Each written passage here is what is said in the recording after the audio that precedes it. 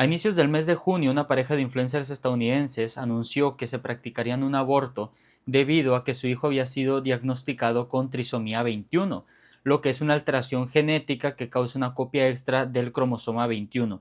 Habitualmente a esta discapacidad se le conoce como síndrome de Down. El síndrome de Down causa algunas deficiencias intelectuales en la persona y genera algunos rasgos físicos distintivos. Generalmente el síndrome de Down no es una enfermedad letal, pero ciertamente causa algunas dificultades para los padres y en el aprendizaje de la propia persona que lo padece. Todo esto causó mucho debate en las redes sociales. Había quienes simpatizaban con los padres y decían que lo que hicieron fue un acto de amor, mientras que otros eran bastante rígidos con los padres y los acusaban hasta de asesinato. Ciertamente, una actitud rígida hacia los padres no es buena en estos momentos. Un padre normalmente no decide tomar esta decisión únicamente porque no quiere al no nacido, sino que muchas veces influyen situaciones externas que los llevan a tomar esas decisiones bajo presión. Por supuesto, nada de esto justifica el aborto. El aborto es en sí mismo un mal grave, es un mal terrible, pero una actitud rígida hacia quienes toman estas decisiones tampoco ayuda en absoluto. Ahora, quiero dar algunas reflexiones acerca de lo que implica el aborto por discapacidad fetal, pero específicamente con este caso del síndrome de Down, ya que representa un gran número de abortos a nivel mundial. Los abortos por síndrome de Down se clasifican bajo un paraguas de anomalías fetales o deformidades prenatales. Estos son identificados a través de ecografías o extracción de ADN. Desde el vientre ya se puede prever si el nonato va a sufrir este tipo de discapacidad o si de hecho ya se formó tal discapacidad. Este tipo de abortos es la carta más fuerte que tienen las personas que abogan por el derecho a decidir, porque juega con un poco de las emociones y datos reales. De alguna forma, este tipo de alegatos hacen ver al movimiento pro elección como más empático, tanto con los padres como con los no nacidos, los niños que se abortan por tener estas discapacidades. Mientras que por otro lado, los pro vida son vistos como personas crueles que no les importa la situación emocional de los padres ni las afecciones que vaya a sufrir el nonato cuando nazca, simplemente con tal de validar su punto de que matar a una persona en cualquier circunstancia está mal, que por supuesto esto es un muñeco de paja de la postura pro vida, pero suele utilizarse en los discursos públicos y populares dentro de todos estos debates culturales. Pero esta compasión es meramente superficial, a decir verdad. No todos los abortos por deformidad fetal o discapacidad fetal son casos graves donde no hay ningún tipo de esperanza para el no nacido. Muchos de estos casos, la afección no afectaría en la calidad de vida del no nacido. En otros casos, los diagnósticos han sido incorrectos y en otros, la proyección de estas discapacidades fetales son simplemente posibles y aún así decide practicarse el aborto cuando la afección ni siquiera ha llegado al nonato y que incluso podría no llegarle nunca. Ahora, en el caso del síndrome de Down, no se trata de una enfermedad terminal ni siquiera debilitante. Una persona con síndrome de Down puede tener una vida larga y productiva. Por supuesto, esto no significa que sea fácil cuidar a una persona con síndrome de Down, sobre todo cuando es un niño. Pero díganme, ¿acaso qué niño no es difícil de cuidar? Los padres podrán entender esta pregunta. Una persona con síndrome de Down puede tener una vida feliz y próspera. De hecho, es irónico que una persona con síndrome de Down esté más en peligro en el vientre de su madre que en un mundo como en el que vivimos, que está devastado por la guerra, por la hambruna, por la pobreza o por la corrupción política. Y esto no es meramente un sarcasmo, sino que realmente es un hecho comprobado. En 1998, un estudio reveló que el 90% de algunas mujeres se practican un aborto cuando su hijo es diagnosticado con una tendencia a sufrir esta discapacidad o cuando ya ha sido diagnosticada en el nonato. El problema para vivir una vida larga, feliz y próspera no está en la condición per se de la persona con síndrome de Down, sino que está en la mentalidad de muchos padres y médicos que se les ha inculcado mirar con horror a las personas que sufren esta discapacidad, o si no con horror, con mucha lástima, como si fueran totalmente incompetentes para la sociedad. Para ver cómo la sociedad ha estigmatizado a las personas con síndrome de Down, considera el caso Baby Doe, un caso que sucedió en 1982 en Indiana con una niña recién nacida que padecía síndrome de Down. La Embryo Project Enciclopedia lo narra de la siguiente manera. La pequeña Doe nació con síndrome de Down y una conexión anómala entre la tráquea y el esófago. La niña necesitaba una intervención quirúrgica inmediata para corregir el defecto. Sin embargo, los padres, siguiendo el consejo de su médico,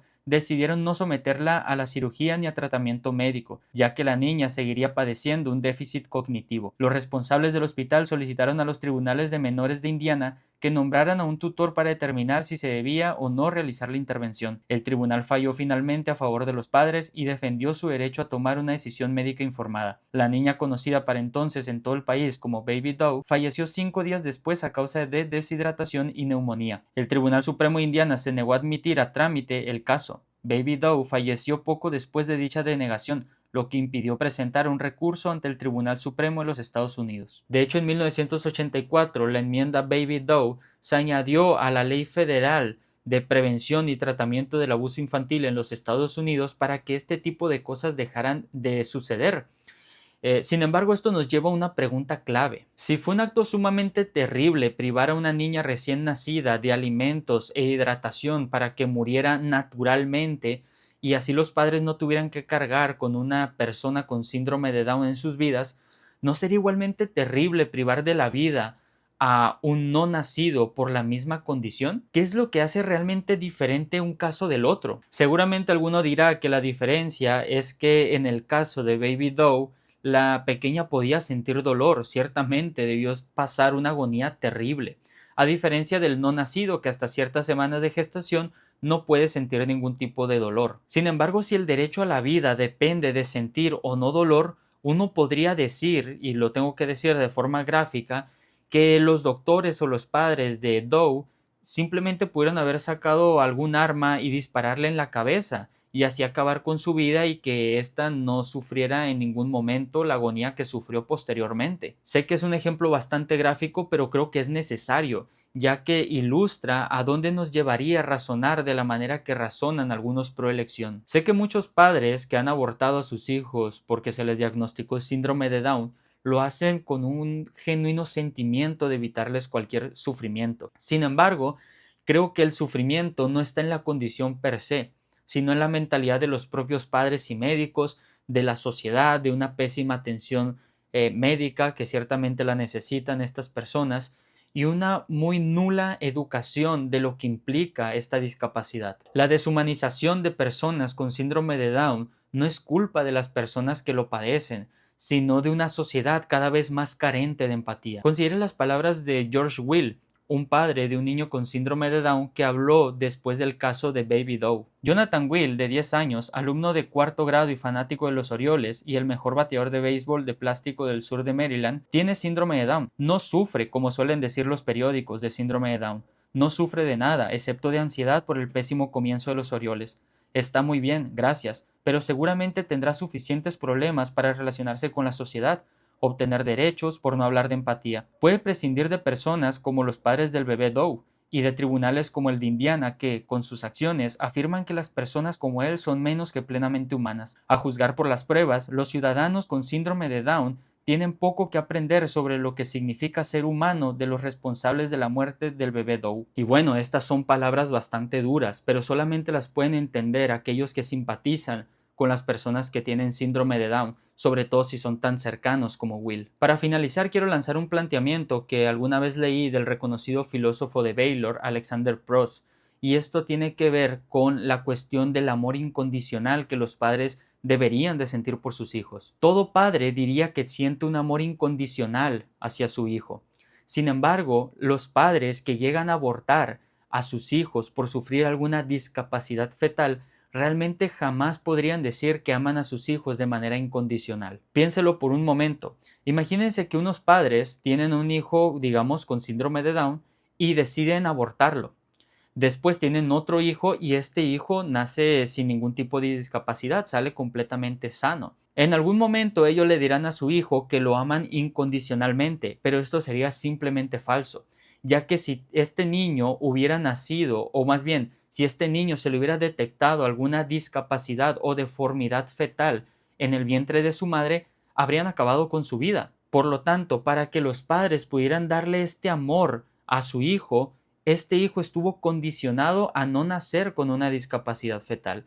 Y por lo tanto, si hubo una condición para que los padres permitieran que naciera y estuviera con ellos por el resto de sus vidas, entonces no pueden hablar de que tienen un amor incondicional hacia su hijo, ya que su propio nacimiento fue condicionado. Esto ha sido todo por este video. Mi intención no es atacar a los padres que han tomado decisiones de este tipo porque sus hijos han sido detectados con alguna discapacidad o deformidad en el vientre de la madre. Sé que esto es una decisión bastante difícil, sé que no se toman estas decisiones por simple gusto, pero las cosas se tienen que decir como son. El aborto es un mal grave, es un mal terrible, y tenemos que apoyar a estos padres para que no se sigan cometiendo este tipo de decisiones, ya sea a través de la información, sea a través de ayuda económica o de cualquier tipo.